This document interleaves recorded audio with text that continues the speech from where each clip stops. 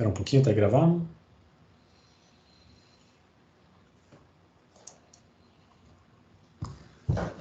Então, pessoal, sejam bem-vindos.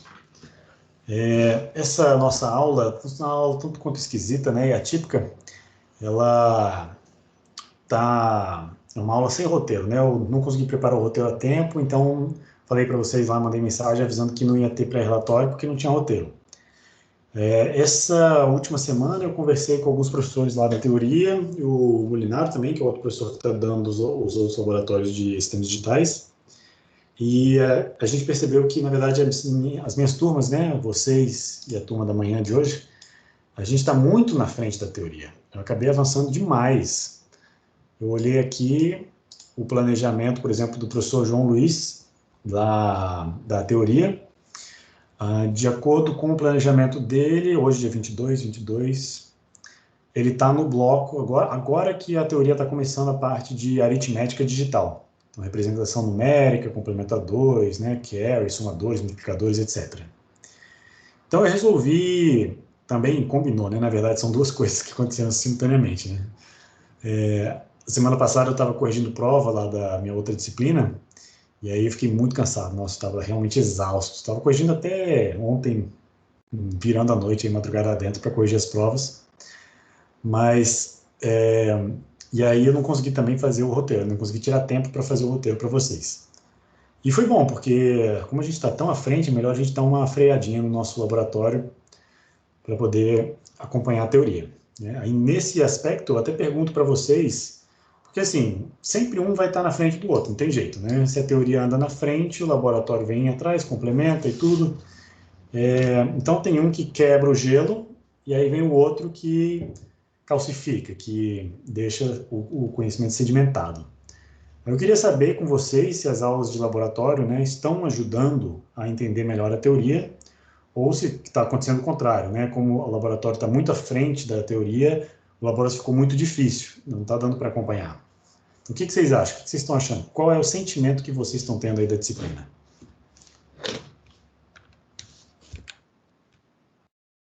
Professor, então, para mim, eu tô sentindo que o laboratório está ajudando muito na teoria.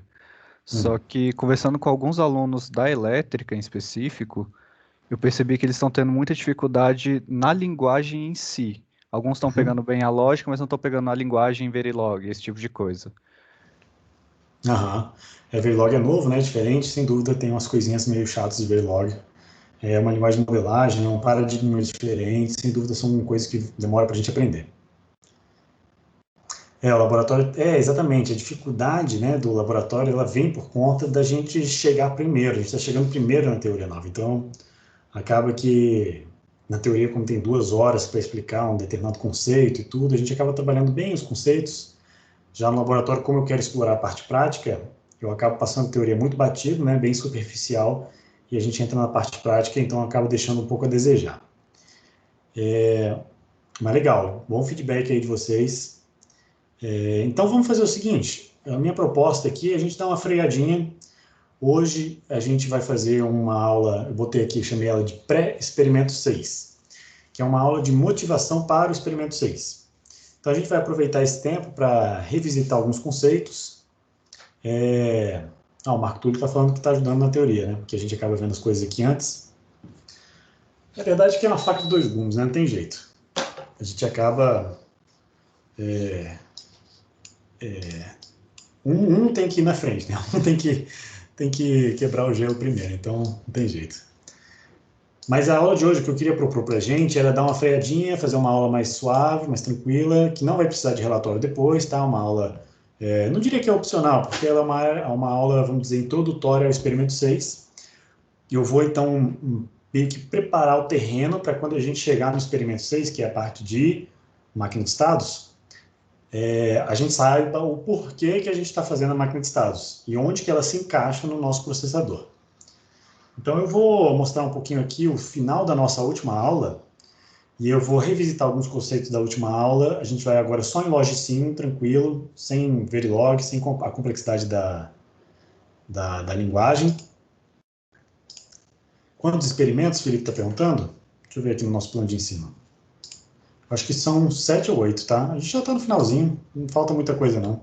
Na verdade, com este experimento, o experimento 6, a gente completa o processador. Então, com essa aula, vai dar um experimento de 3 semanas, né? Porque ele estava previsto para 2 semanas, mas com esse experimento ele vai estar fechado. Depois disso, é a questão de como que o processador se conversa com outros dispositivos. A gente vai entender como é que funciona um barramento. Por exemplo, o processador, às vezes, ele tem um parceiro, que é uma máquina especializada em calcular, fazer operações vetoriais, matriciais, calcular deslocamento de vetor, transformadas vetoriais, etc., que é um dispositivo também conhecido como placa gráfica, GPU. E aí a gente vai entender como é que eles se comunicam. Claro que a gente não vai fazer uma GPU, obviamente, mas a gente vai entender como é que o processador ele conversa com outros dispositivos, né? E aí a gente vai entender o conceito de um barramento. Deixa eu abrir aqui o plano de ensino para mostrar para vocês o planejamento. Aqui.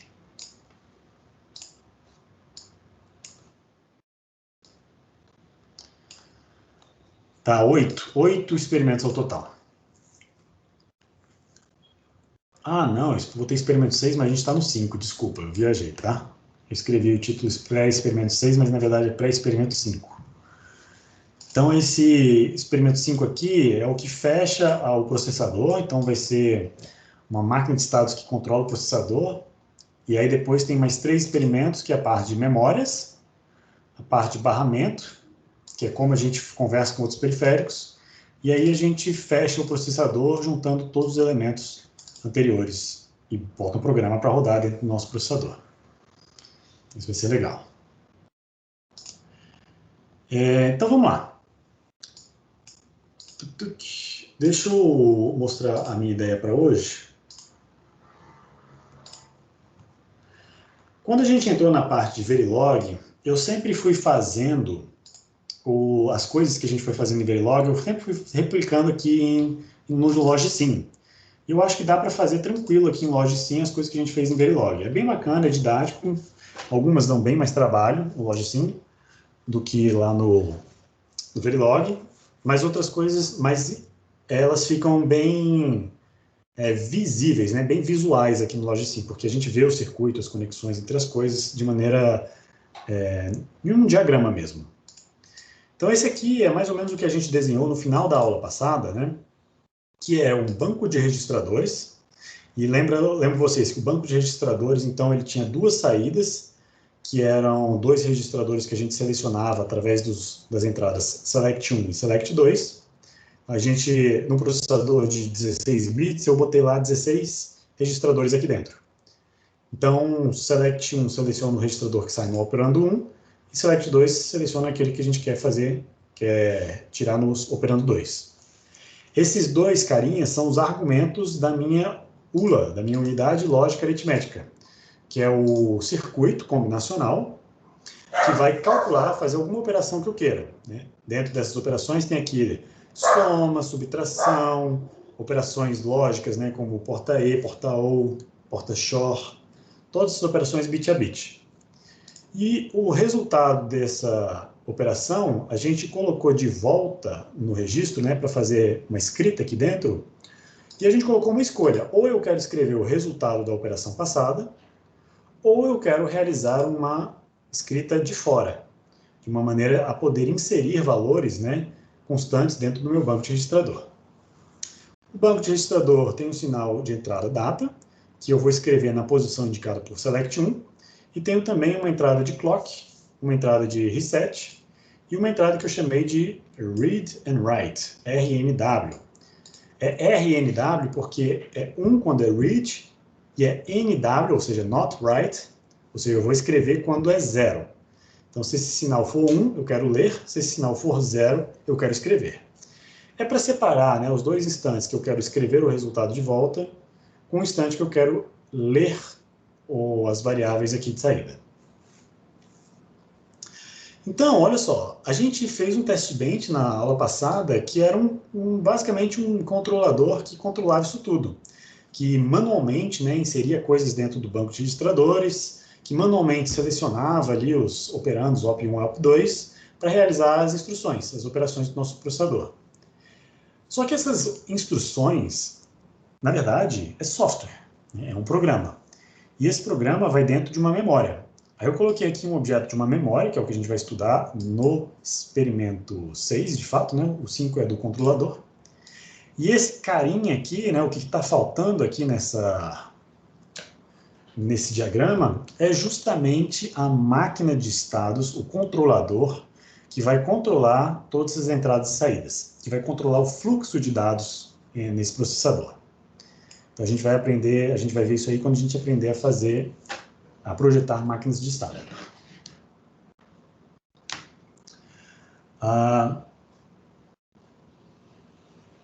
Então tá. Só que essas instruções, né, essas operações que eu quero realizar nessa máquina de estados, elas têm que estar salvas em algum lugar. Quando eu escrevo o programa, eu tenho que guardar ele em algum lugar. E esse lugar é a memória que está aqui. Então esse aqui é o objeto de uma memória, tá? No Logsim. Eu posso mudar o conteúdo dele, né?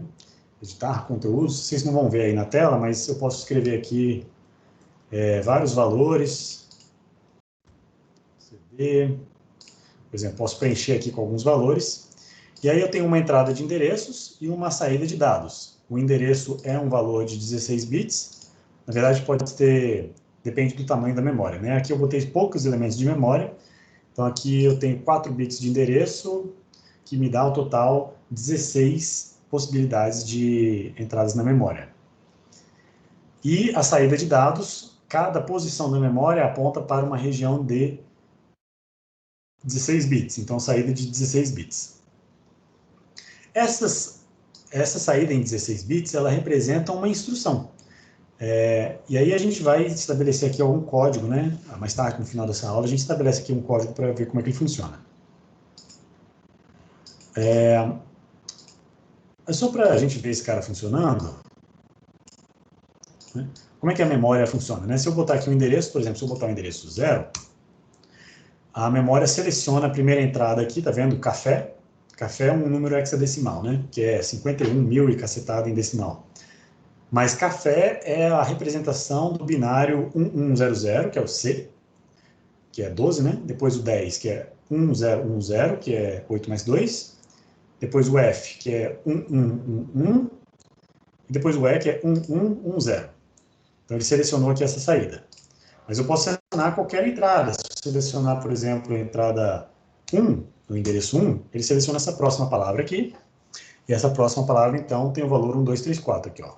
Olhando para esses 4 bits aqui, é 1. Os próximos 4 bits aqui é 2, depois 3, depois 4. Então, essa aqui é uma forma de você guardar dados, né? A memória é para isso, ela serve para você guardar dados endereçáveis, de tal forma que você consiga acessar eles depois. De certa forma, esse objeto aqui ele é muito parecido com o banco de registradores, né? De certa forma, o select 1 e o select 2, eles funcionam como endereço. Só que aqui eu tenho dois endereços, o endereço para operando 1 e o endereço para operando 2. Então, essa aqui é uma memória baseada em flip-flops. É uma memória que é feita para ser muito rápida. E ela não necessariamente lembra do que ela foi escrita quando você desligar esse processador. Você desliga o processador, o que está no flip-flop vai ser apagado.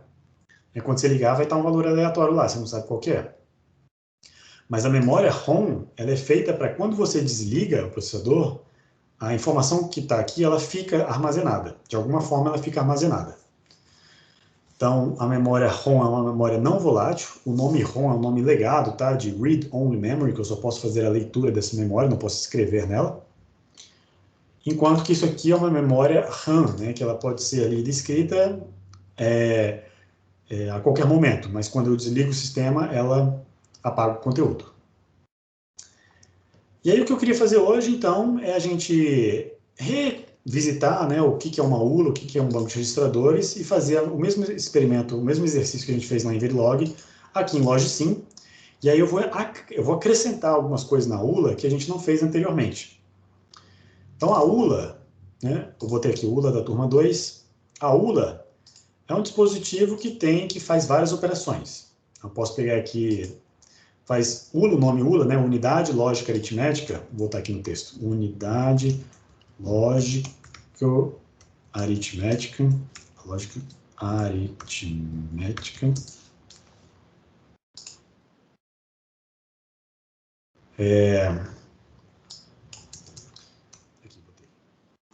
Ela tem esse nome porque ela tem operações lógicas e operações aritméticas. E por operações aritméticas a gente já viu, né? É o somador, o subtrator, o multiplicador, divisor, etc. Tem um monte de operações aritméticas aqui. E por operações lógicas, são as nossas portas lógicas, né? Por exemplo, a porta inversora, porta E, porta OR, porta SHOR, todas elas são são operações lógicas. Para um processador, né, você tem aqui operações sempre com entradas em 16 bits. Então, numa ULA, numa unidade lógica aritmética, todas essas operações são operações de 16 bits, então vou botar o tamanho dos bits de entrada, tamanho das entradas de 16 bits, e sempre duas entradas, né, algumas operações. Esse aqui eu vou botar também de 16 bits. Então perceba que a ULA nada mais é, como a gente fez na aula passada, a ULA nada mais é do que um grande multiplexador, que seleciona qual a operação que eu quero realizar em um determinado momento.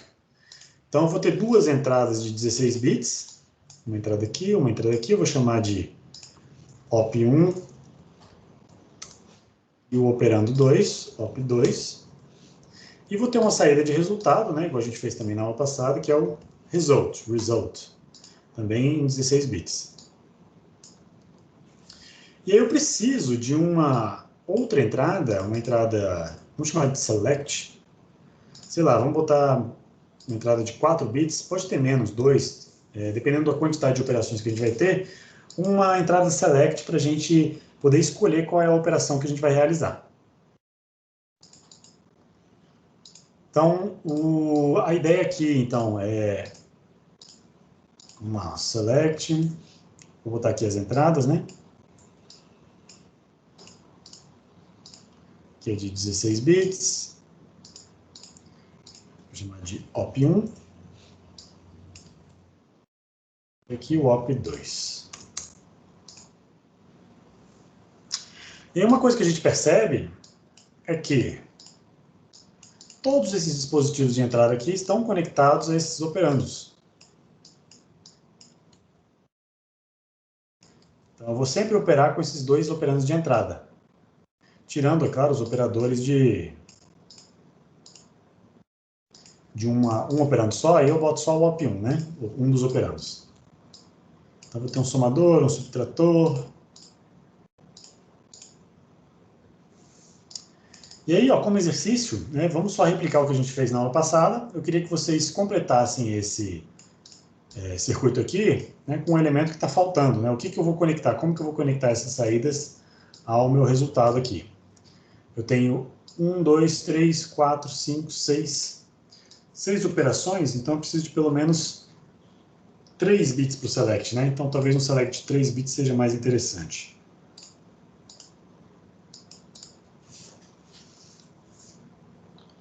Aí eu quero que vocês façam isso no Logsim, tá? Vou dar 10 minutinhos aí. Quem for terminando, vai colocando aí no chat. Eu gostaria que todos, tá? Só para ter a participação, né, de todo mundo, que todos que forem terminando vá postando aqui para eu também acompanhar qual é a velocidade de resolução de vocês. Então, 10 minutinhos no máximo. Por favor, eu estou aqui, né, para tirar dúvidas se vocês quiserem, mas eu vou mutar meu microfone agora.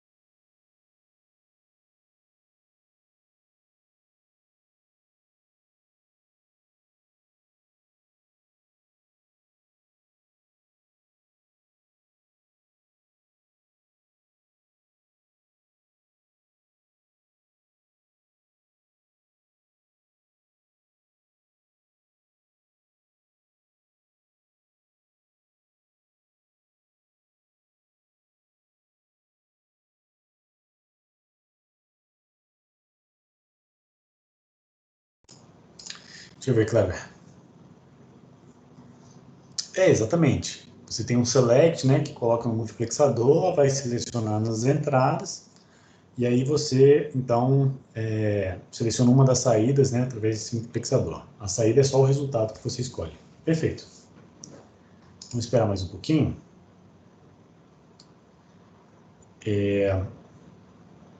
Vamos fazer o select de 4 bits, porque, sabe por quê? Porque a gente fica com uma margem a mais para poder trabalhar mais operações no futuro, se a gente quiser colocar outras instruções extras no processador. Então a gente vai ter uma folguinha. E aí vamos combinar aqui uma conexão para todo mundo, para todo mundo ter a mesma resolução, né? Todo mundo fazer da mesma forma. Ó, vou botar aqui uma sugestão, uma ideia que eu tive. Então, 4 bits.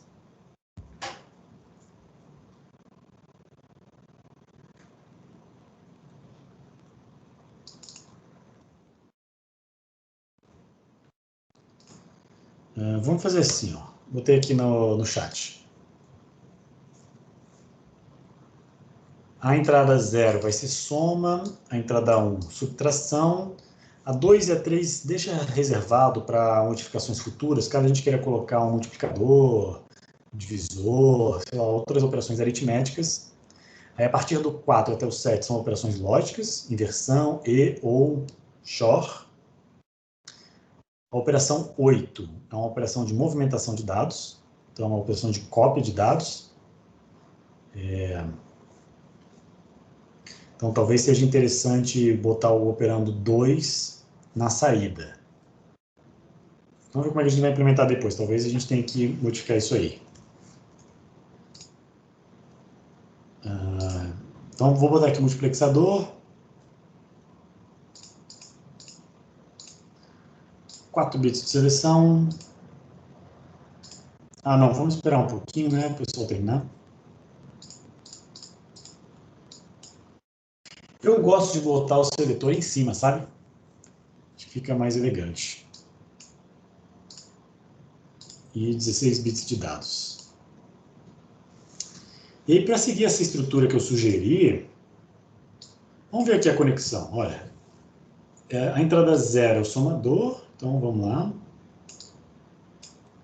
A entrada 1 é o subtrator. A 2 e 3 eu vou deixar em aberto. A 4 vou conectar no inversor. A 5 é o E. A 6 é o OU. Depois vem o XOR na 7. E essa 8 aqui, por enquanto, vamos colocar ela direto no OP2. Copiar o OP2 na saída. Pode ter outras que eu selecione, por exemplo, o OP1. Né? Por enquanto, o OP2 é o único que a gente precisa. Eu acho que isso resolve. Estou pensando aqui. Eu acho que o OP2 resolve. E aí vai ter outras vazias. Outras instruções que a gente vai deixar em aberto. Pode deixar realmente em aberto mesmo. Bota 0 aí, né, para a gente não confundir.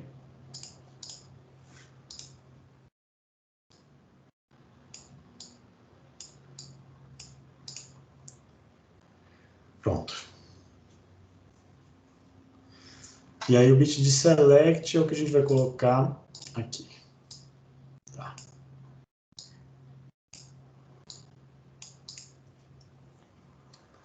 Beleza, essa é a nossa ULA. Só que agora, gente, assim, é interessante que a ULA, ela deve fornecer, né, essas operações, essas instruções, mas ela deve fornecer algo a mais. Tem coisa que está faltando aqui, não sei se vocês perceberam, mas olha, ficou o carry in sem conexão, ficou o carry out, tanto o somador quanto o subtrador sem conexão. Então, o que a gente faz com esses caras? A gente pode, no primeiro instante, conectá-los em 0, né? Botar aqui a constante 0 no carry de entrada, já que a gente não vai usar ela. E no carry de saída, a gente pode deixar ela solta aqui, ou então não conectar nada, né? Mas assim, é interessante que o usuário, o programador, tenha acesso a esses bits.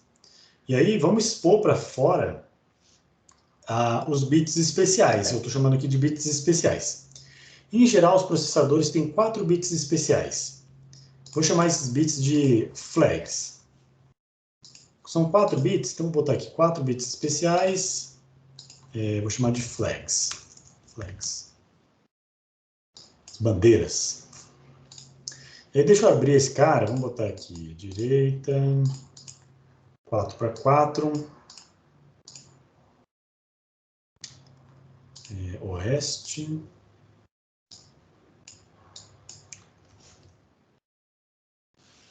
Vou botar aqui esse cara central, né? Vamos ver como que fica. Acho que é melhorzinho. Então, para essas flags, eu tenho 4 flags diferentes. Uma que chama carry. Só lembrando ali, deu uma pequena bisoiada na minha colinha. Eu tenho uma entrada aqui que chama 0, que para indicar se a saída vale 0. Eu tenho uma flag especial que chama-se número negativo. E tem uma flag especial que chama overflow. Eu vou botar N de maiúscula, porque o N de negativo maiúsculo, o Z do 0 maiúsculo, para indicar que eu vou representar essas flags pela sua letra maiúscula. Então, C de carry, Z de 0, N de negativo e V de overflow, para não confundir com o 0, né? O e 0 se parecem muito. Então, vamos conectar aqui o carry, o 0, o número negativo e o overflow. E aí vamos estudar o significado de cada uma dessas flags. Bom, a flag do carry é fácil. Ela é a saída do somador / subtrator. Então, conectei a saída do carry aqui na flag menos significativa. O 0, ele é indicativo se o resultado vale 0. E aí eu pergunto para vocês, como é que eu faço para decidir se o resultado inteiro vale 0? E como é que eu faço para verificar que a saída de todos os bits da saída, né, do resultado, todos os bits valem 0? Ou melhor, a minha pergunta é a seguinte: qual que é a porta lógica que implementa uma forma de verificar se todas as entradas são iguais a 0? Ou? A porta OR não diretamente a porta OR, né? É uma porta OR um pouco modificada. O Daniel está sugerindo a porta XNOR, bit a bit. A XNOR, de fato, ela permite verificar se elas são iguais ou diferentes, né?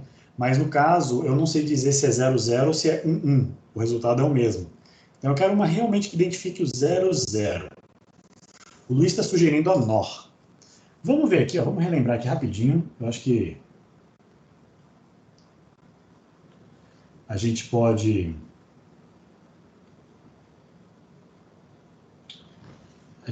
fazer isso aqui. Vamos relembrar rapidinho a tabela verdade das portas lógicas. Cadê? Como é que eu duplico essa página, gente? Primeiro não é experimento 6, nem experimento 5.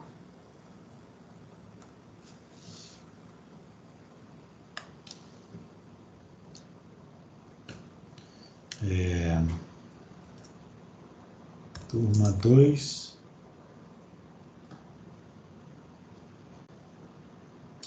Vamos ver, gente. Estou sem Bluetooth? Não, o Bluetooth está ligado.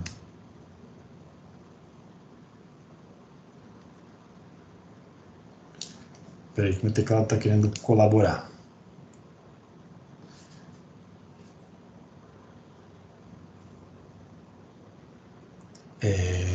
Bom, enfim, vamos sem teclado então.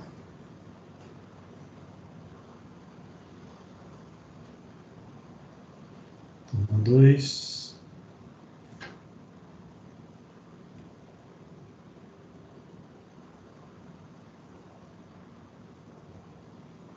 Experimento 5. Beleza. Então vamos relembrar aqui algumas tabelas verdade. Olha só, se eu tiver duas entradas, né, A e B, a operação e ou XOR para todas as combinações, 1, 0 e 1, 1, vai dar o quê? Na E é 1 quando todas são iguais a 1 e 0 para as demais. Na OU, quando eu tenho pelo menos 1, 1, o resultado é 1. E é 0 para quando as entradas são iguais a 0. E a XOR vai dar 1 quando elas são diferentes e 0 para quando elas são iguais. Então, a única que me permite diferenciar esta linha aqui, que é essa aqui que eu estou interessado mesmo, né? A única que me permite diferenciar esta linha das demais é a porta OU. Perceba aqui, ó. Essa aqui é a única que vai me dar um 0 quando as demais são igual a 1. Só que aí, para criar lógica positiva, né? Eu vou seguir a sugestão do Luiz e do Emerson, fazer a não OU, NOR, que é o contrário, 1, 0, 0, 0 desse resultado aqui. É basicamente a inversão desse resultado. Então, a porta NOR é exatamente a porta que eu quero, porque ela indica com 1, 1, quando todas as entradas são iguais a 0. Então, voltando ao nosso diagrama.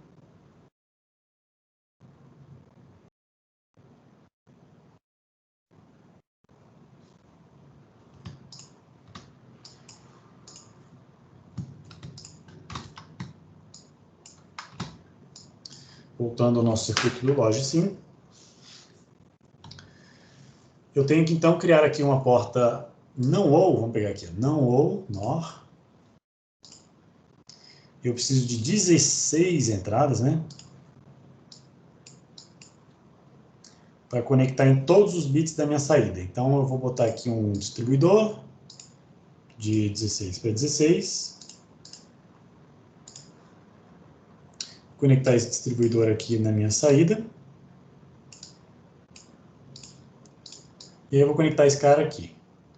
Olha, só que o problema é o seguinte, quando eu foto um número par de saídas, ele não coloca esse cara aqui do meio, né? Não conecta.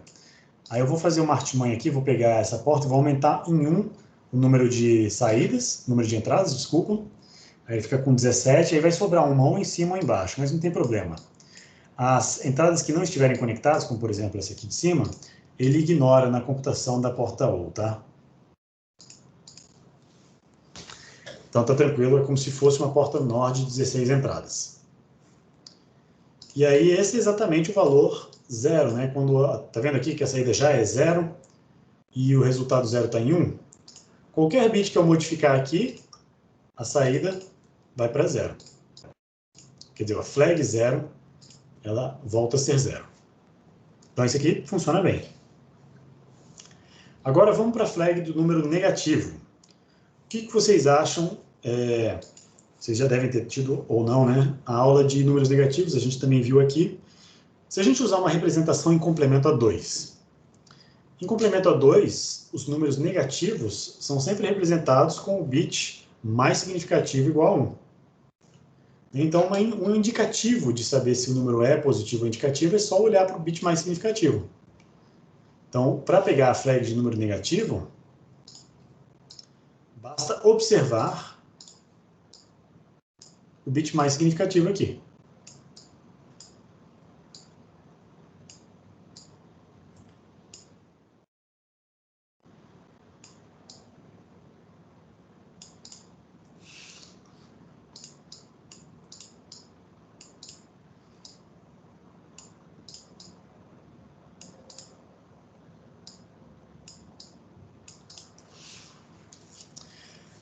Tá claro, gente?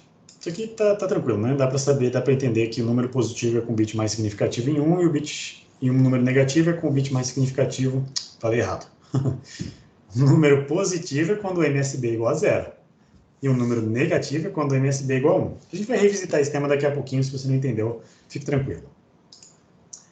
Agora o overflow. Falta o overflow. O overflow, em inglês, overflow significa transbordar, né? Overflow, fluiu demais, transbordou. O que significa, qual que é o significado de overflow em português, né, no contexto de circuitos digitais? Overflow significa que eu excedi a representação máxima em bits de uma determinada operação. Por exemplo, na soma, quando eu somo dois números, o resultado pode ser maior do que 16 bits. Por exemplo, se eu tenho carry, vai 1, Isso significa que uma soma de números sem sinal excedeu a representação máxima. Então, o carry, essa flag que eu coloquei aqui em cima, né?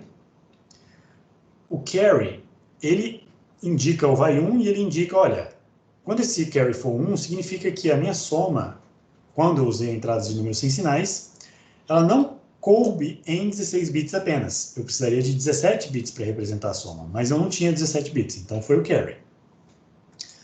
Overflow tem esse exato mesmo significado para números com sinal.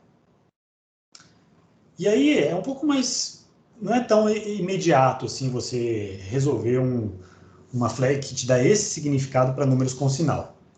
Para deixar bem claro, eu gostaria de revisitar esse conceito, compartilhando com vocês, voltando aqui para o quadro, né?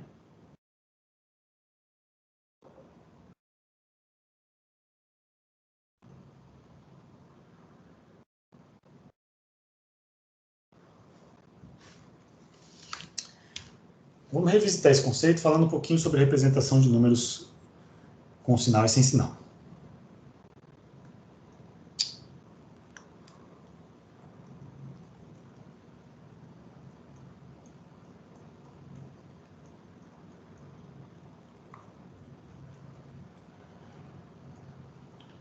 Então, o que eu quero conversar com vocês é sobre a representação de números em complemento a 2, ou complemento de 2.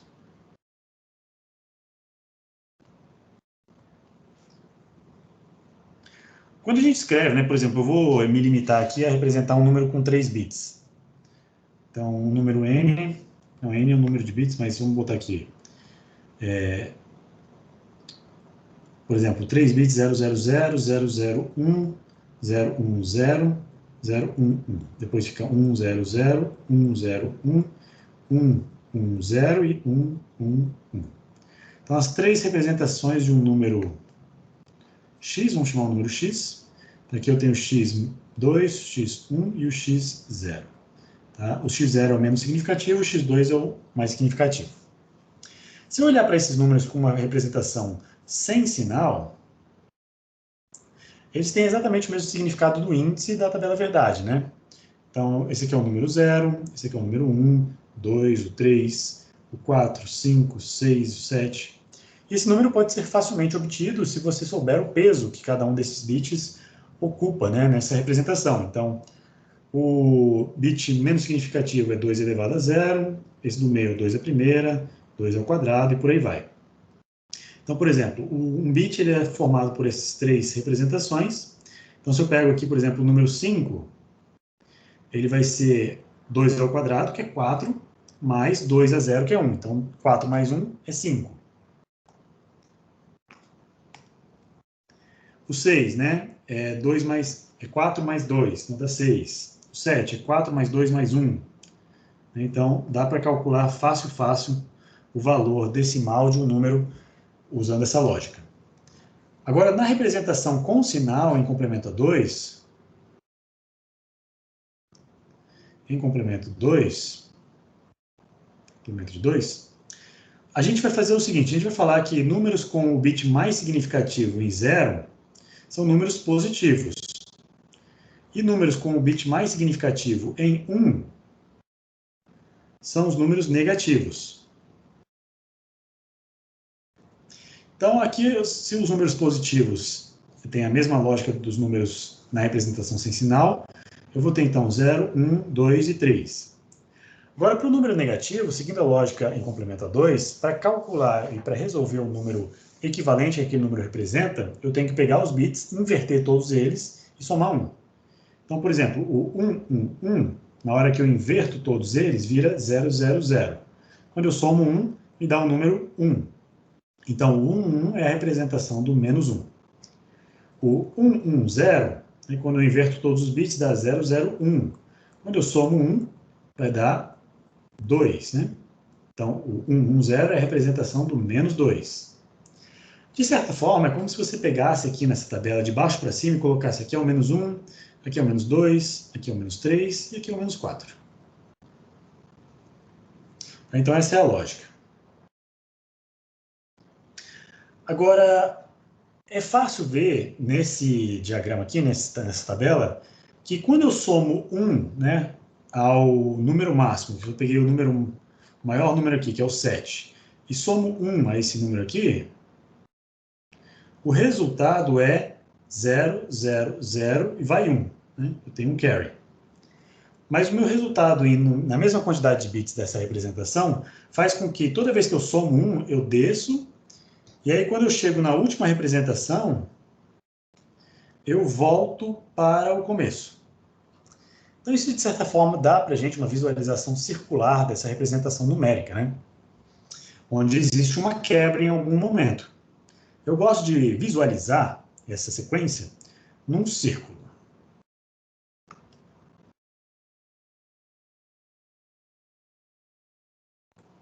Ó, nunca foi tão fácil desenhar uma forma perfeita.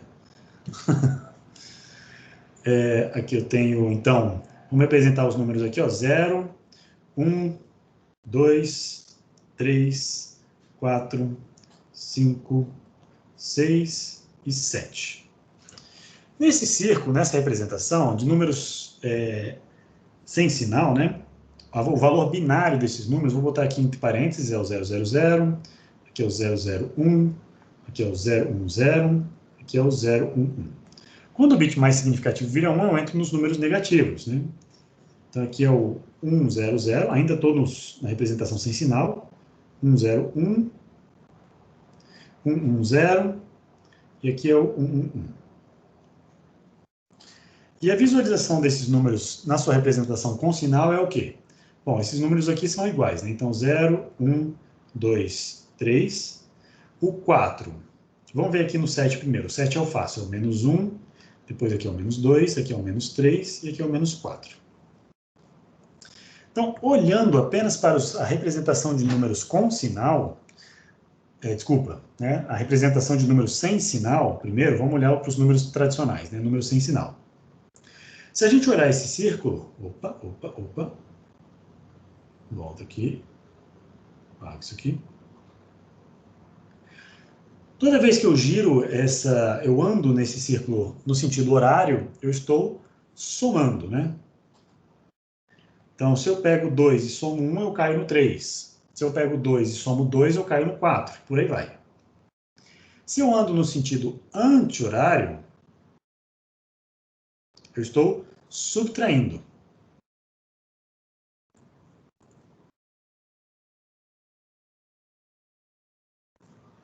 Então, se eu pego aqui o 2 e ando para trás, eu estou subtraindo 1.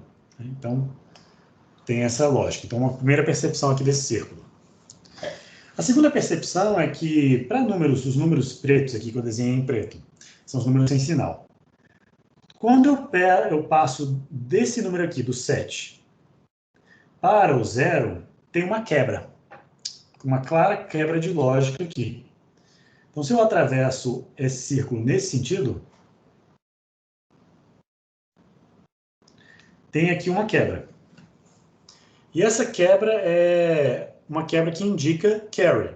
Indica que a representação máxima dessa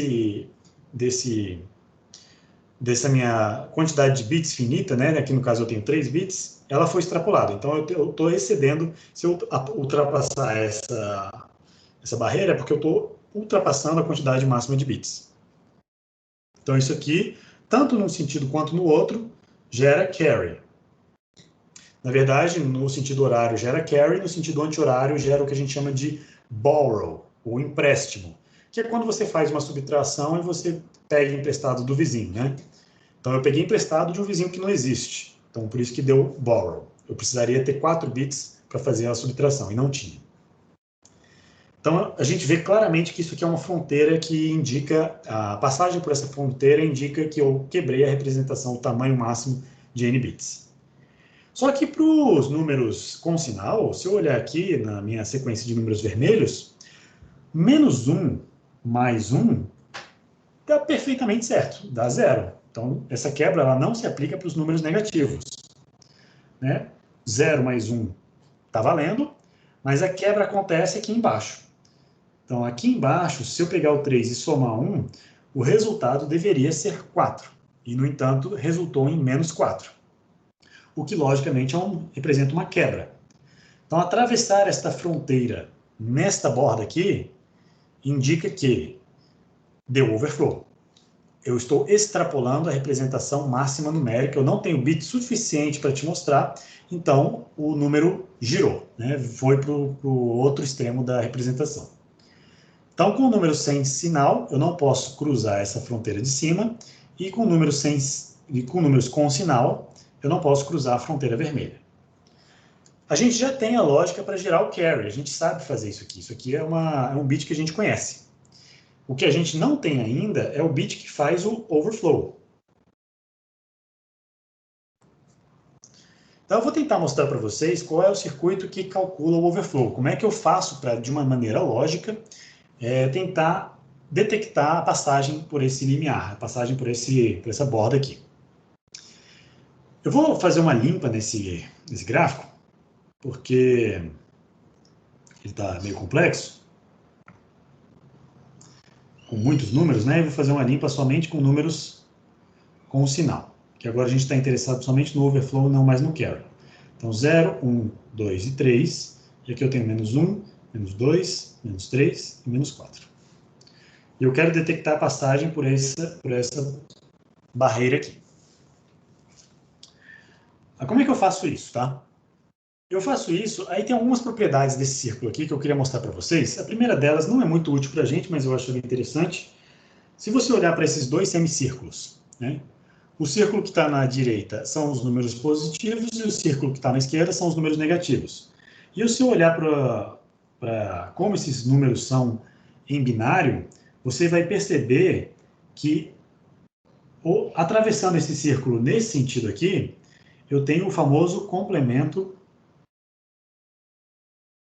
de 1, que é, na verdade, nada mais do que a inversão de todos os bits. Então, 0, 0, 1, invertendo todos os bits dá 1, 1, 0. Opa. 1, 1, 0. Menos 3, né? Então, o 2 vai ser 0, 1, 0, e menos 3, então, é 1, 0, 1. E aqui o menos 4 é o inverso do 4, então dá 0, 1, 1. Então, essa é uma percepção interessante. Mas não ajuda tanto, né, a gente aqui, só para ter algumas percepções e propriedades desse semicírculo. Agora, professor, pode falar. O menos 4 e o 3 está trocado. Ah, é. Eu comecei escrevendo menos 4, né? Obrigado. Então, menos 4 é 0. Estou fazendo errado de novo, ó. 1, 0, 0. E menos 3 é o 0, 1, 1. Beleza. Então, aqui, a outra propriedade que eu queria mostrar para vocês é a seguinte. Se eu pegar dois números quaisquer aqui dentro e somar eles, eu nunca vou atravessar a barreira proibida, né? A barreira do overflow aqui.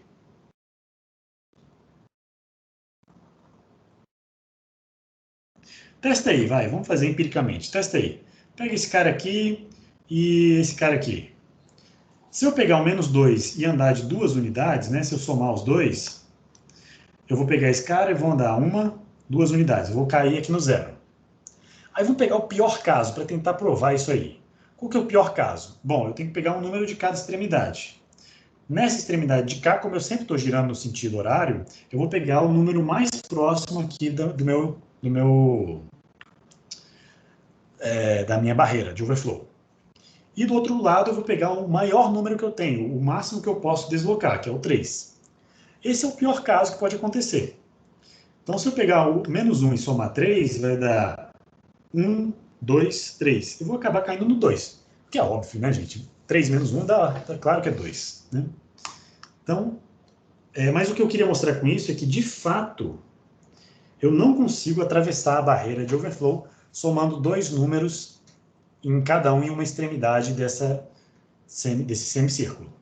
O que me mostra que somar número negativo com positivo nunca vai dar overflow. Então, para esse tipo de soma, o overflow sempre é igual a 0.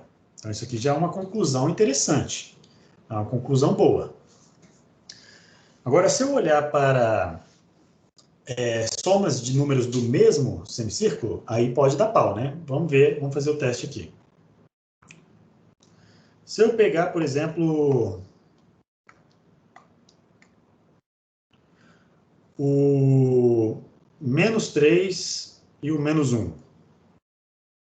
São dois números que estão no mesmo semicírculo, né? Então tem que pegar os dois números desse lado aqui.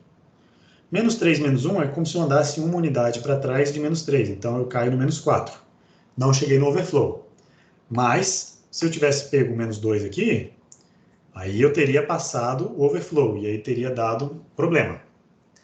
Então, o que vocês percebem é que, dependendo dos números que a gente pega num semicírculo, o resultado pode cair no outro semicírculo. Pode ou não. Então, pode ter casos que dão overflow e casos que não dão overflow. E aí, vocês vão perceber que o mesmo acontece no semicírculo positivo, né? Se eu pegar aqui 2 e 3, eu facilmente, né, ultrapasso esse overflow, rapidinho. Mas se eu pegar 2 e 1, eu não vou ultrapassar o overflow. Então, existem casos que acontecem e casos que não. Basicamente, a maneira de detectar a transição de lá para cá, ou de cá para lá, é pelo sinal.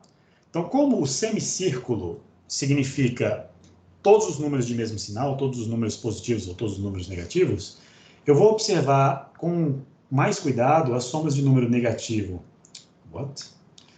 De número negativo mais um número negativo.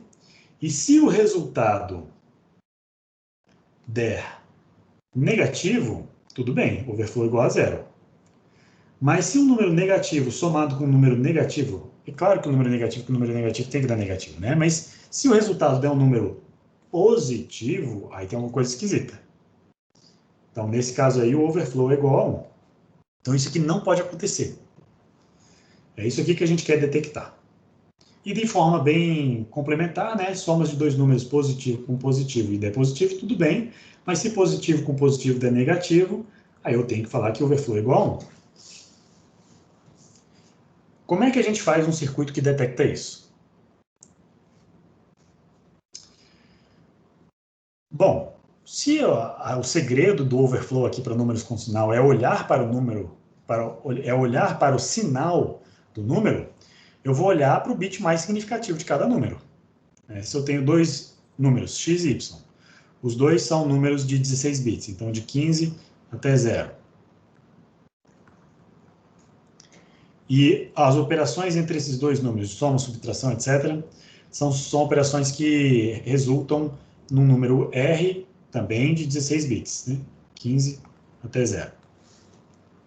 Então, eu vou trabalhar com o bit mais significativo desses números. Eu vou trabalhar aqui com o bit mais significativo do R, R15, com o X15 e o Y15. Por quê? E aí vamos escrever aqui a tabela verdade e ver qual que é o resultado do overflow, o V. Então vamos botar aqui a tabela verdade e aí eu vou deixar vocês fazerem esse circuito. Usando qualquer uma das técnicas aí que vocês treinaram exaustivamente para a primeira prova lá da teoria, ou o mapa de Carnot, ou se quiser botar no Logsim, né, igual aquela forma que a gente botou para fazer automático, né, bota as entradas, escreve a tabela verdade e deixa ele calcular sozinho o circuito, também pode, tá?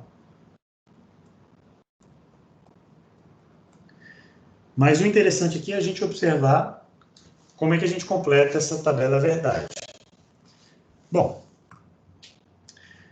olhando para esses números aqui, né, a gente viu e a gente demonstrou que soma de número positivo com número negativo, né, quando eu tenho os dois aqui, ó, um inverso do outro, né, o x e o y, um ao contrário do outro, esse resultado eu tenho certeza que nunca vai dar overflow.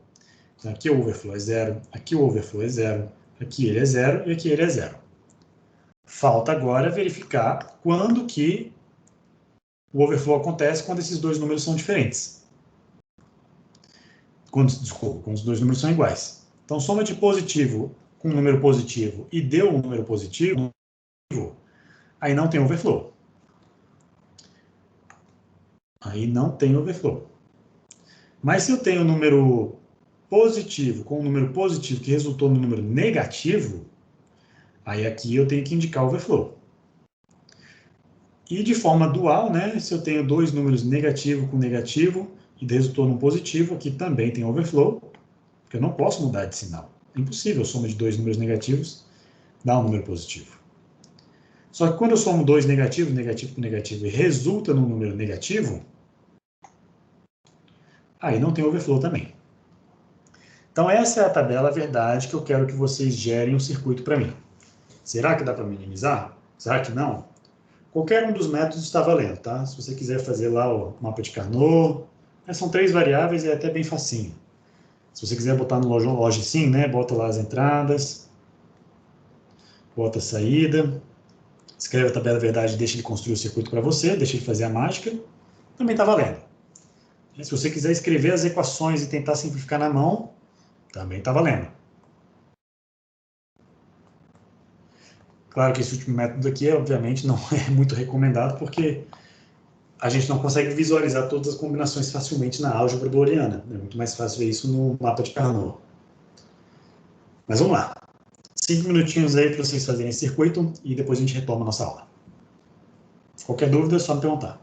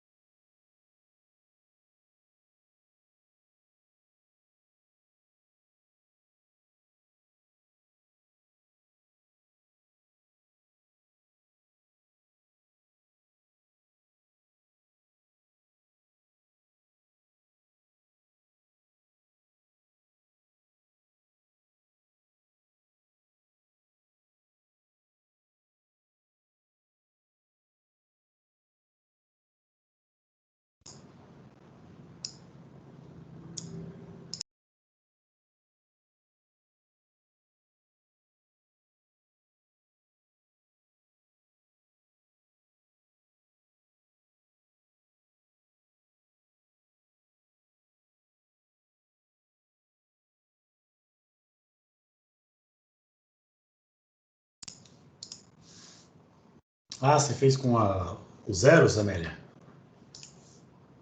Ficou interessante.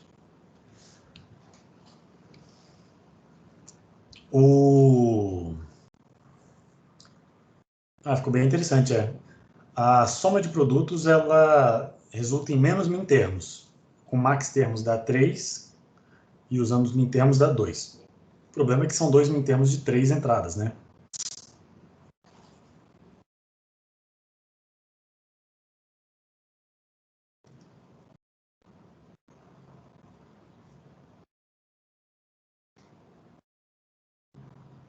O Kleber deu uma solução aí interessante também, que é o soma de produtos.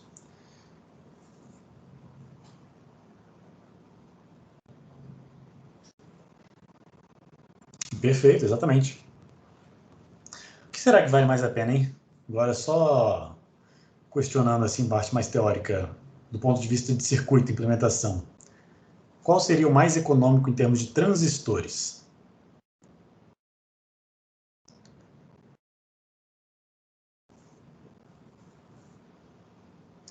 Se a gente implementar só com NAND, porque NAND é mais fácil de pensar,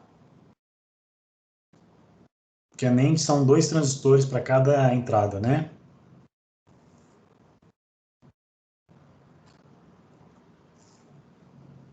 Dois? Peraí. Para cada entrada, 2 transistores. Então, você tem uma porta de 2 entradas, 4 transistores, de 3 entradas, 6 transistores. Então, ó, o circuito da Amélia tem, se fosse com NANDs, então, com NORs, né? Se fosse usando NORs, eu teria 1, 2, 3, 4, 5, 6, 7, 8, 9, 10, 11, 12, 13, 14, 15, 16, 17, 18. Aí cada inversora mais 2 transistores, 18, 19, 20, 21, 22, 23, 24 transistores. 24 transistores para o da Amélia. O do Kleber e o do Marco Túlio vai dar, peraí,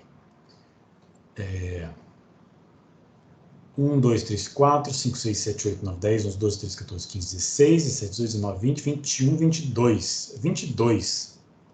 É muito, muito perto, né? 2 transistores de diferença, é praticamente o mesmo custo. Curiosamente, usando as NANDs fica mais barato.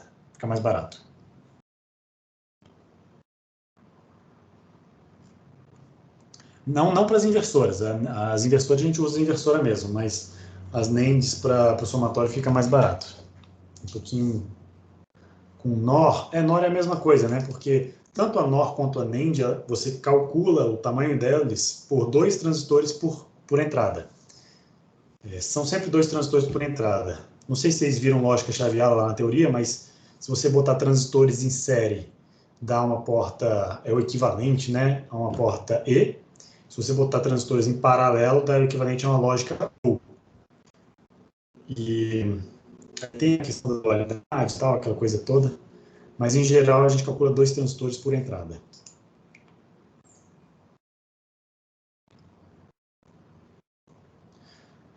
A minha soma deu o seguinte, NAND deu 22 transistores,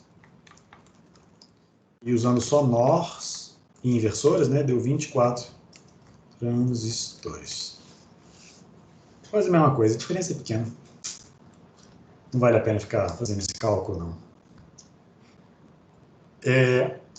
Tá, joia. Então, vou aplicar aqui no Logsim, né? Vamos lá, passar para o circuito.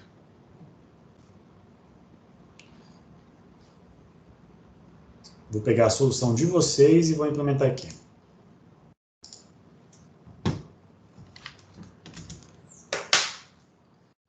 Para o overflow.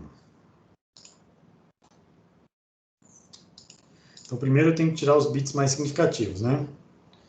Vou pegar aqui o bit mais significativo. Tem uma conexão aqui, ó, gente. Chama seletor de bit, esse aqui, ó. O seletor de bit permite você selecionar um bit dentro de uma palavra. Aí, por exemplo, eu posso pegar aqui do op1 e op2.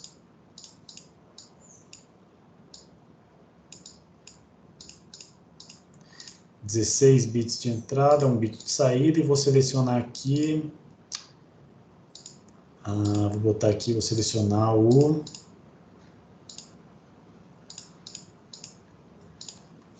bit 0. Como são 16 bits, eu preciso de 4 bits aqui para a porta seletora. Então, vou selecionar o bit 0. Não quero bit 0, eu quero o bit mais significativo, né? Eu quero o bit 15, bit F.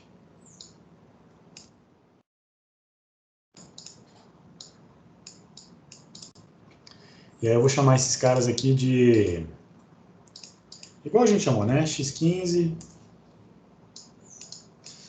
Quase o X14 aqui. E o Y15.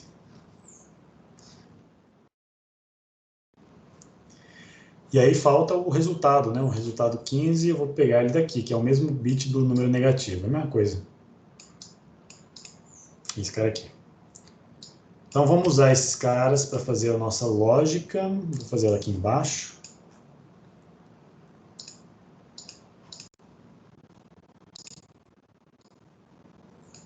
Eu chamei de X, mas é R. Resultado 15.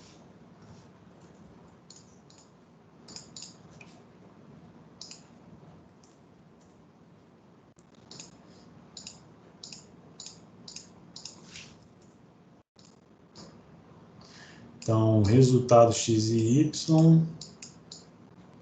Deixa eu ver aqui a solução de vocês, como ficou. Então, tá, vou precisar de 2 vezes.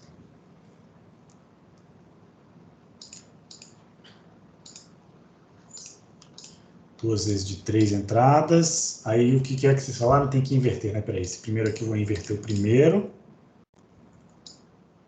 E esse aqui eu vou inverter somente os dois de baixo. É assim, acho que é assim.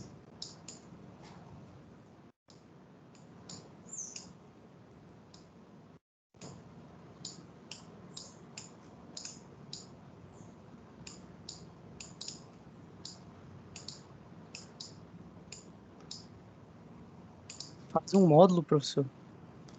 Módulo? Como é que é isso? Ah, sim, um outro circuito? Não, Pode ser. igual a gente fez nos experimentos anteriores lá, que faz meio com uma caixinha. Boa ideia. O circuito é bem simples também, né? Não precisaria, mas eu acho que é uma boa ideia mesmo. Vou terminar aqui e eu vou botar, tá? No módulo. Esse aqui é o overflow. Então, deixa eu pegar isso aqui. Ah, mas já está pronto aqui. Tô com preguiça. Mas, de fato, ficaria melhor, né? Vamos fazer, acho que vai ficar legal. Vamos botar aqui. Overflow.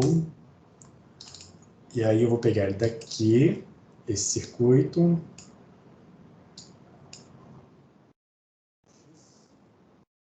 Vou ver. 3 entradas. Tuc, tuc. São as entradas de R, X e Y.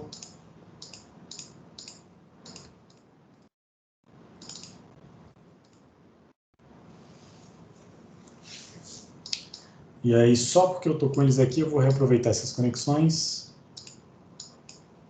Não precisaria, mas já que está aqui.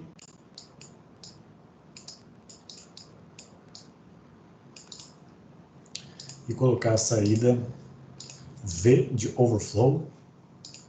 E aí o símbolo, pode ser esse símbolo aqui mesmo, eu vou tirar essa coisa aqui que está feia.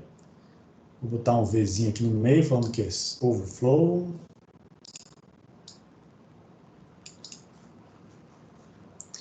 E pronto. Então agora na ULA,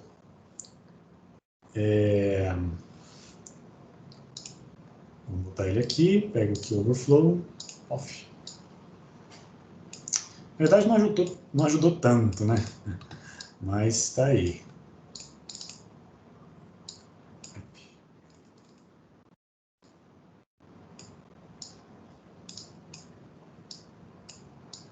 Ficou legal porque ficou encapsulado, né? E eu posso reaproveitar depois. Mas, como o circuito é simples, nem precisaria. Mas valeu, Daniel, pela sugestão.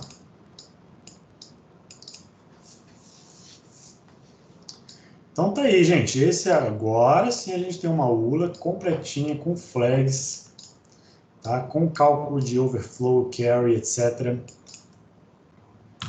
Então tá aí o nosso bichão. Eu só queria mencionar uma coisa importante aqui, é o seguinte.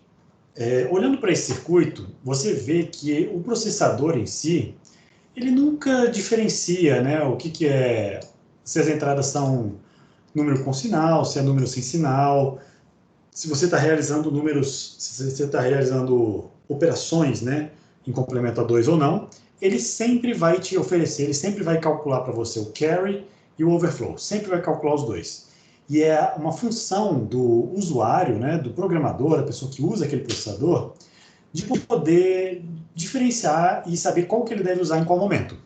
Então, se você está num programa e as suas variáveis são variáveis sem sinal, você tem que usar o carry para saber se você extrapolou a representação máxima. Se você está trabalhando com números com sinal, né, com números negativos e positivos, você não vai olhar mais o carry, você vai olhar a flag de overflow, porque a flag de overflow que vai te dizer quando que você extrapolou a representação máxima. Mas o processador sempre calcula os dois, sempre vai operar tudo. E aí, essa CPU, né, essa unidade lógica aritmética, essa ULA, eu aproveitei e fiz aqui um símbolo para ela, tá? É um símbolo com 2 operandos de entradas aqui, parece um símbolo de maior que, né? Bem grosso. Aqui em cima entra o seletor da operação, aqui no centro sai o resultado, e aqui em cima saem as flags, né? Essas 4 flags aí de operação. E isso aí resulta no nosso processador, CPU. Então, nós temos aqui a unidade lógica aritmética, que opera em cima dos operandos 1 e 2 no nosso banco de registradores.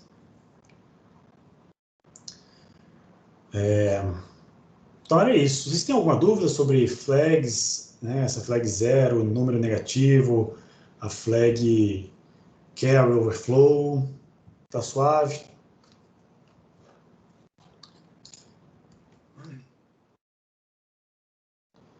Então, o pré-experimento 5, esse experimento aqui é realmente para preparar a gente para já perceber, né, que eu preciso de alguma coisa aqui em cima para controlar esses fios aqui. Aí eu vou mostrar só para vocês, a título de curiosidade, né, como é que eu fiz o banco de registradores. Lá em Verilog é muito mais simples do que aqui em Logicsim. Em Verilog, quando você tem um array, um vetor de palavras multibits, né, de palavras de 16 bits, fica muito fácil acessar um banco de registradores. Ele é muito extensível também. Aqui em Logicsim eu tive que fazer o primeiro registrador. E o que é um registrador? O registrador nada mais é do que uma sequência de flip-flops. Os flip-flops eles não estão conectados entre si. Os flip-flops todos recebem o mesmo sinal de reset, todos recebem o mesmo sinal de enable e todos recebem o mesmo clock. Somente quando o enable for igual a 1, que esses flip-flops vão copiar o valor da entrada na sua saída. Então, quando bate o clock, eu copiei o valor aqui. Quando enable é igual a 0, né, eu posso modificar o quanto eu quiser aqui. Quando eu bater o clock, ó, a saída não muda. A saída só vai mudar quando o enable for igual a 1. E eu posso também dar o reset, né, para levar a saída toda para 0 aqui. Então, a única coisa, o único segredo aqui do registrador é que ele é, na verdade, um conjunto de flip-flops todos executando em paralelo, né? Cada flip-flop guardando um dos bits da minha palavra. E aí fica esse circuitão gigantesco aqui de 16 flip-flops. Eu até tinha feito antes um de 8 bits só. Aí eu falei, agora eu não vou fazer um de 16, não, vou usar a técnica de cascateamento. E para isso eu copiei e colei o de 8 bits aqui embaixo. E a única coisa que eu fiz foi adicionar um splitter, né? De duas de 8 para uma de 16, para conectar a entrada e saída. Mas, na verdade, entre si, os flip-flops não estão conectados, eles estão bem independentes nesse aspecto, né? Eles estão conectados pelo clock, pelo reset e pelo enable. E aí, beleza. Aí, cada um desses registradores, eu criei um símbolo para eles, que é esse símbolo aqui. Então, em cima entra o reset, tem o clock, os dados, né, um barramento de 16 bits aqui, o enable, que é um bit só, e o Q, que é a saída de 16 bits, que está salvo dentro do flip-flop. E com esse objeto eu criei, então, um banco de registradores. Aí o banco de registradores ficou também essa coisa enorme, porque eu botei 16 registradores. Aí eu numerei eles de R0 até RF, F sendo 15, né? Eu poderia ter colocado numericamente também R15.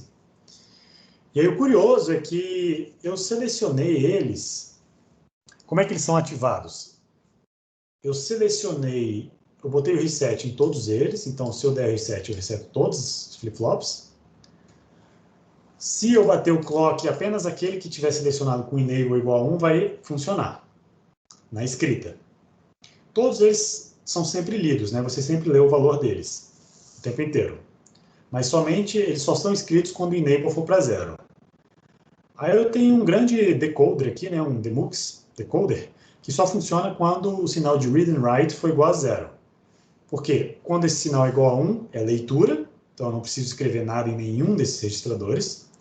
Mas quando read and write for 0, significa que eu quero escrever. E aí eu seleciono qual que eu quero escrever através da chave seletora select1. Então, por exemplo, eu posso escolher aqui o registrador R3. Então, o enable do R3 vai para 1. E aí tudo que eu colocar nos dados, né, por exemplo, eu coloco aqui café, vamos lá. C-A-F-E, café. Vamos colocar café dentro de R3.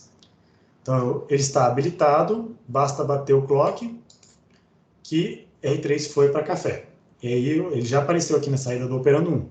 Se eu selecionar o S2 também para o R3, né, ele também vai para o mesmo valor. E isso pode ser na escrita ou leitura, né? Ele está sempre lendo. A verdade é essa, ele está sempre lendo. Depois, talvez seja interessante a gente, quando o read and write for igual a 0, a gente pegar essa saída e travar ela num valor fixo. Mas vamos ver se isso é necessário de fato, né? Acho que não vai ser necessário, não. Então, esse é o banco de registradores. É o mesmo circuito que a gente viu lá em Verilog, só que aqui em Logsim. Nesse caso específico, eu acho que o banco de registradores é muito mais simples, muito mais fácil de entender em Verilog do que em Logsim. Aqui ficou complexo.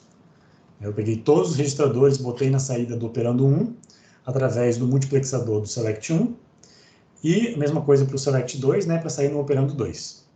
Então, são essas saídas aqui. E são esses objetos que eu usei para construir o processador, a CPU. Então, o processador nada mais é do que um grande elemento de variável, aqui um grande elemento de memória. Eu seleciono qual registrador eu quero operar, realizo a operação e gravo de volta o resultado em algum registrador aqui dentro. Então, eu tenho um clock, tenho um reset, tenho um read and write e tenho um multiplexador aqui para selecionar de onde vem esse dado. Então, no experimento 5, eu quero construir com vocês o controlador que vai, então, controlar o fluxo de dados nesse sistema, né? E aí, para controlar o fluxo de dados, a gente precisa estabelecer aqui uma linguagem única para que esse cara entenda, né, o que ele tem que fazer. Por exemplo, eu preciso, às vezes, eu vou querer selecionar o R3 aqui, R3, vou selecionar o R4, vou querer realizar a operação de soma, eu vou somar R3 mais R4 e vou guardar aqui de volta em R3, por exemplo. Faço isso aqui. Então, eu preciso de alguma linguagem, né, algum código que eu consiga informar para a minha máquina como que eu configuro esses elementos, né? E aí a gente vai construir juntos aqui uma linguagem de máquina. Deixa eu estabelecer aqui com vocês. Vou botar aqui... Eu já estou ficando rouco.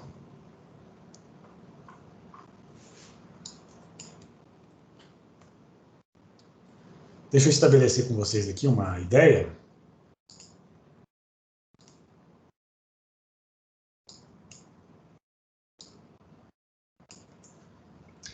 O que eu pensei para a gente fazer, a gente podia fazer instruções de 16 bits, tá?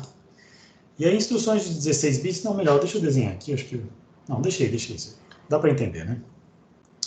Nessas instruções de 16 bits, eu reservei esses 16 bits em 4 partes. Então, um conjunto de 4 bits para a operação, um conjunto de 4 bits para o registrador de fonte e um espaço de 4 bits para o registrador de destino. E aí ficou sobrando aqui 4 bits para a gente fazer alguma outra coisa. E aí eu vou mostrar depois o que a gente vai usar ele. Mas, por enquanto, nós só estamos usando 12 bits dos 16 disponíveis.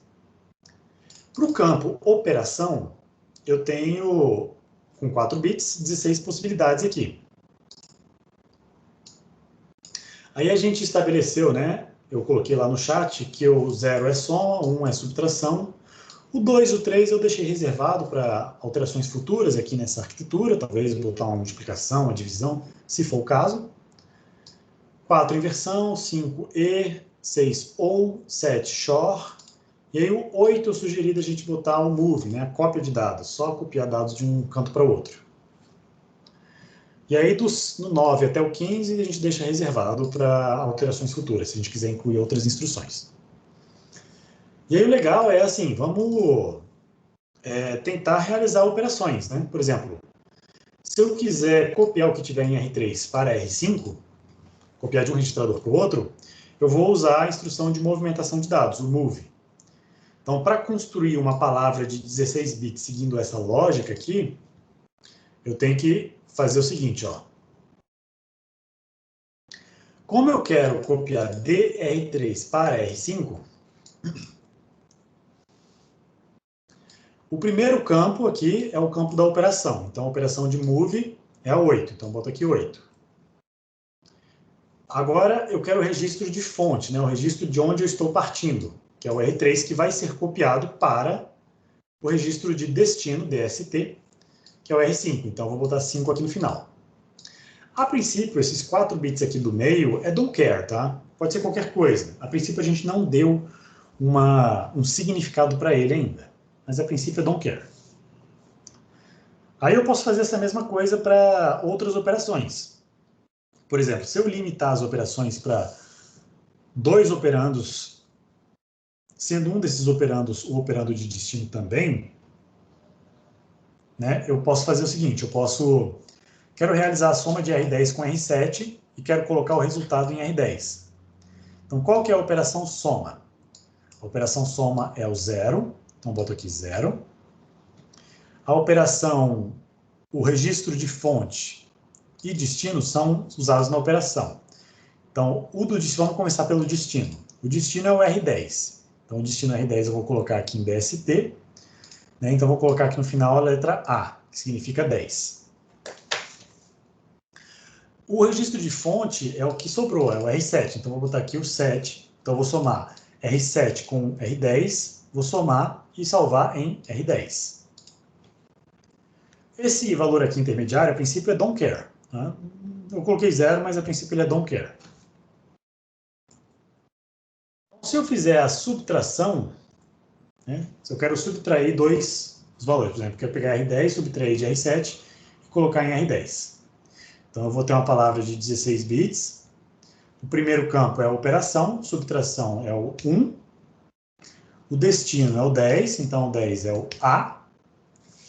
E o que sobrou, o outro registrador é o 7, e aqui é don't care. Mas agora, olha só, está faltando alguma coisa muito elementar aqui, que é a inicialização desse registrador.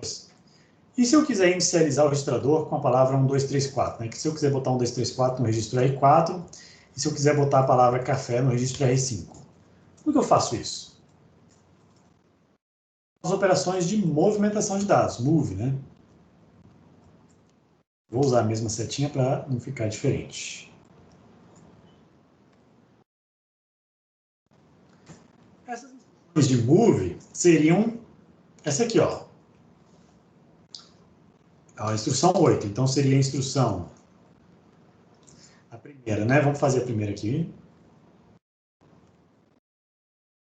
Quero colocar 1, 2, 3, 4 em R4, eu faria a operação move, que é a operação 8. E eu quero copiar o conteúdo 1, 2, 3, 4 para R4. Mas esse conteúdo 1, 2, 3, 4 não está em lugar nenhum. Eu não posso falar que eu vou copiar de algum registrador, né? Sei lá, R7, R6, porque ele não está em lugar nenhum. Então, o registrador de fonte, ele é don't care. Depois eu tenho alguma coisa e o registrador de destino é o R4. Aí que vem, eu preciso, 1, 2, 3, 4, né? É uma palavra de 16 bits, ela não cabe aqui dentro. Eu não tenho aqui disponível 16 bits, eu só tenho 8 bits, já que o source é don't care. Então, a minha sugestão é colocar também na pilha de instruções, logo em seguida, o valor da constante que eu quero escrever. Então, eu quero colocar logo depois desse comando, né? Eu estou chamando esses comandos de instrução, o valor 1, 2, 3, 4. Então, a sequência 1, 2, 3, 4 vai estar logo após essa palavra. Só que eu preciso indicar para o controlador, né, que vai tentar resolver isso aí, que essa instrução ela exige um complemento. E aí eu vou usar esse nibble aqui, né, esse conjunto de 8 bits, que por enquanto era don't care, eu vou usar agora para indicar que isso aqui é uma instrução que tem um complemento. Então eu vou indicar com 1. E aí tudo que era don't care, agora eu vou indicar com 1 0, indicando que as instruções não precisam de complemento. Então, o conjunto de duas palavras de 16 bits forma a instrução que salva uma constante num determinado registrador. O último exemplo aqui é colocar café em R5, também é uma instrução de move. O registro de fonte não tem, essa é uma instrução que exige complemento e que vai para R5. E eu vou colocar em R5 o valor café. Tá? Então, sabendo disso, né, tendo como isso aqui como base, eu vou pedir para vocês, ver se vocês entenderam aí, eu quero que vocês façam o seguinte, qual que seria a palavra binária que realiza a operação R4 e bit a bit com R7 e coloca esse resultado em R4? Qual que é o conjunto de 4 algarismos hexadecimais, ou de 16 bits, que representa esta operação?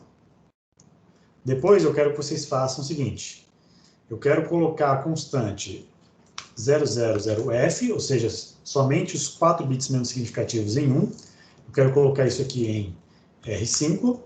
E depois quero filtrar, né? Quero fazer...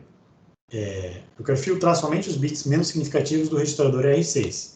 Então, R6 e R5 coloca em R6. Então, não sei o que tinha em R6 antes, mas eu sei o que vai sobrar em R6. Apenas os bits menos significativos. Conjunto aqui de operações, só para dar uma dica para vocês, vai ser representado em 3 palavras de 16 bits. Tentem resolver aí o primeiro. Vamos ver se vocês conseguem. Coloca aí no chat para mim.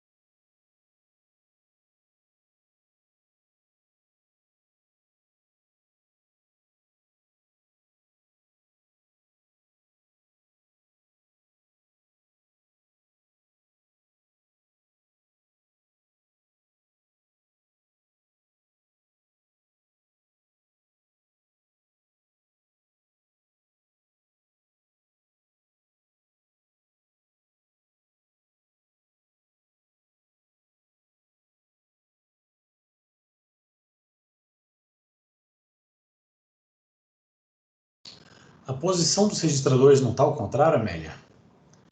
Porque o destino é o que vem na direita, né? No menos significativo aí. Então, na primeira instrução, acho que o 4 e o 7 deveriam estar invertidos, né?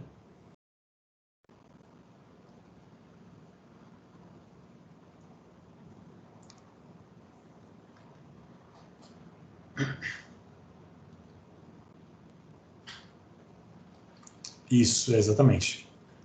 A do move se acertou, a do move é exatamente aquilo, tá certinho. A última também tem que trocar. Aí o Marco Túlio botou certinho, botou invertido, tá certo. Então operação 5 é a E, do R7 com o R4 para R4, perfeito. Não tem complemento, depois vem um move com um complemento para R5 da palavra F, perfeito. Depois, operação E, do 5 com 6 para 6. É isso aí. Já dava até para ler aqui no código de máquina. Fantástico, gente. Maravilha, parabéns, é isso aí. Adorei.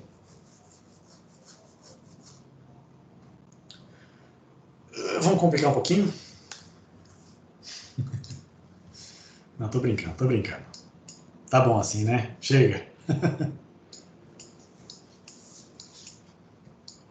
Mas legal, gente. Que bom que vocês acompanharam. Eu espero que vocês tenham gostado. Era mais ou menos isso que eu queria compartilhar com vocês. E realmente era uma questão mais motivacional para a gente chegar no nosso circuito do controlador, porque na aula que vem a gente vai fazer um circuito que vai olhar para essa palavra, né, que vai olhar para esse conjunto aí de 4 partes, vai quebrar essas partes, vai primeiro decodificar. Então ela tem algumas etapas, né? Uma etapa que é chamada de fetch, eu puxo essa nova instrução para o processador e olho para ele. Aí eu olhei para ele e falei, vou decodificar agora. Então vou quebrar essas partes, igual a gente está fazendo aqui, quebrei em 4 partes e vou olhar, qual que é a operação? Então joga lá na ULA. Qual que é o registrador de fonte e destino? Joga aqui nos operadores. Depois, realiza a operação. Onde que eu tenho que salvar? No destino. Então espera mais um ciclo e salva de volta. Então você percebe que é uma máquina que vai realizar várias coisas em diferentes etapas. Ela não pode fazer tudo de uma vez. Não é igual um circuito combinacional que você botou as entradas, a saída já aparece automaticamente. Também não é um circuito puramente sequencial. Ele é um circuito sequencial, mas não um circuito sequencial no sentido que basta bater o clock, não é uma unidade de memória, né? Que eu bato o clock e aí o resultado aparece. Não, ele exige algumas etapas de operação. A essas etapas de operação a gente vai chamar de estados, uma máquina de estados. Tá? E aí, como o conjunto de estados é finito, porque você tem um conjunto ilimitado de bits dentro dessa máquina, a gente chama de máquina de estados finita. Né? Ou então máquina de estados finitos, né? Porque eu acho que finitos concorda com estados, porque são estados finitos e não uma máquina finita, porque senão ficaria esquisito. Né?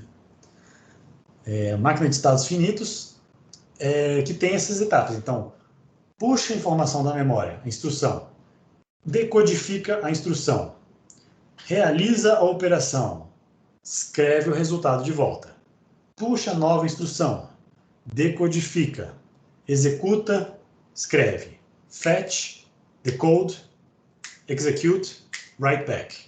São essas as 4 etapas que a gente vai escrever na nossa máquina de estados. Então, essa vai ser a primeira máquina de estados que a gente vai escrever. Ela é pequenininha, mas ela é bem interessante. E aí a gente vai aprender como é que faz isso na aula que vem. Com isso, então, pessoal, eu concluo a nossa aula. Gostaria de agradecer a todos a participação. Espero que vocês tenham gostado. Essa aula não precisa de relatório, tá? Ela é realmente uma aula introdutória, é justamente para a gente diminuir o passo, desacelerar, para a gente poder tentar seguir lá com a teoria, né? E aí a teoria vai chegar na gente, a gente já vai estar fazendo as máquinas de estados, vai ser bem bacana. Então, se vocês tiverem dúvidas, por favor, não deixem de mandar aqui no canal da monitoria. Eu vou botar o roteiro, né? Vou preparar essa semana, que eu já acabei de corrigir as provas, então estou mais tranquilo. Vou preparar o roteiro e vou mandar para vocês na quarta-feira, como sempre. Ok, pessoal, então vou parar a gravação por aqui.